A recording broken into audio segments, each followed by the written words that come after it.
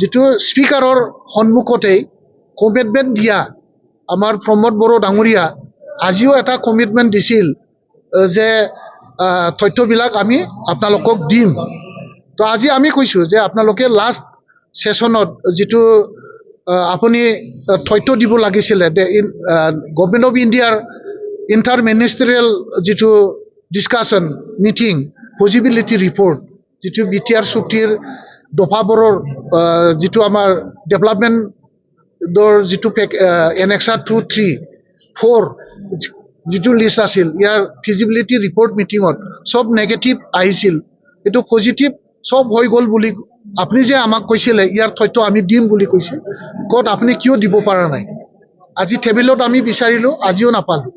আৰু লাষ্ট যিটো আমাৰ দুজন এক্স NDFDA যাৰ বাৰীত মানে গুলিত মৰিব লগা হ'ল, ইয়াৰ যিটো এক্স গ্ৰেচিয়া ফৰেষ্ট ডিপাৰ্টমেণ্টে দিয়া বুলি তেওঁলোকে আমাক অৱগত কৰিছিল আৰু তেওঁলোকে স্পীকাৰৰ সন্মুখত তেওঁলোকে কমিটমেণ্ট ৰাখিছিল ইয়াৰ তথ্য যে আমি যে এক্স গ্ৰেচিয়া দিছোঁ ফৰেষ্ট ডিপাৰ্টমেণ্ট ফালৰ পৰা দিম, এই কথাটো তেওঁলোকে দিব বুলি কৈছিলে, সেইটোও দিয়া নাই। আজি সেইটোও আমি স্পীকাৰৰ জৰিয়তে এইটো আদায় কৰিলোঁ আৰু স্পীকাৰেও আজি কমিটমেণ্ট ৰাখিব লগা হ'ল যে আমি এই তথ্যবোৰ যদি আছে আমি দিম, আৰু যদি তথ্যটো আছে তেতিয়াহ'লে মোক জমা দিব লাগে বুলি আজি হাউচত চিফ মহোদয়ে আজি কমিটমেণ্ট দিব লগা হ'ল।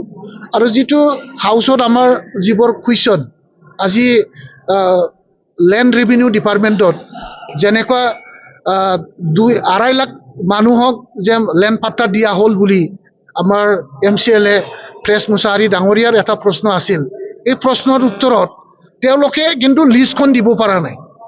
যিসকলে বেনিফিচিয়াৰী, যিসকলক মাটি পট্টা দিয়া হ'ল, ইয়াৰ লিষ্টখন তেখেতসকলৰ হাতত নাই আৰু তেওঁলোকে দিব নোৱাৰিলে কাৰ মানে এই যে 2.5 লাখ মানুহক যে তেওঁলোকে লেণ্ড পাট্টা দিলে, এই লেণ্ড পাট্টা পোৱা মানুহবিলাকৰ লিষ্টখন তেখেতে বিচাৰিছিল যদিও তেওঁলোকে হাউচত আজি দিব নোৱাৰিলে। আৰু বাৰে বাৰে আমাৰ MCLA মহোদয়ে লিষ্টখন বিচাৰাৰ ক্ষেত্ৰত মানে EM ডাঙৰীয়াই ক'লে যে আপোনালোকে প্ৰত্যেকটা চাৰ্কেল অফিচত গ'লেই আপোনালোকে লিষ্টখন পাব।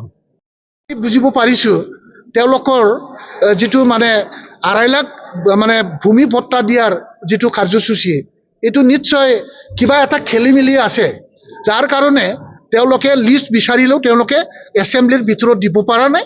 আৰু আমাৰ মাননীয় MCLA মহোদয়ক চাৰ্কেল অফিচৰ পৰাহে লিষ্টখন কালেকশ্যন কৰিব দিয়াটো খুব অগণতান্ত্ৰিক হৈছে। সেইটোত আমি গভীৰভাৱে মানে দুখ প্ৰকাশ কৰিছোঁ। যিটো পবিত্ৰ সদন, এই সদনত পবিত্ৰতা কাগজ বিচাৰাত তেওঁলোকে দিব নোৱাৰাটো এটা গণতন্ত্ৰৰ এটা হেমাহি বুলি আমি ধৰিছোঁ। আজি ঠিক তেনেকেই আমাৰ বহুত ভাল কুৱেশ্যন আছিল, এই কুৱেশ্যনবোৰৰ উত্তৰ আমি সঠিককৈ পাব পৰা নাই আৰু যিসকল গভৰ্ণমেণ্টত আছে তেখেতসকলে আজি সঠিকভাৱে আমাৰ প্ৰশ্নৰ উত্তৰবিলাক দিব পৰা নাই। এইখিনি।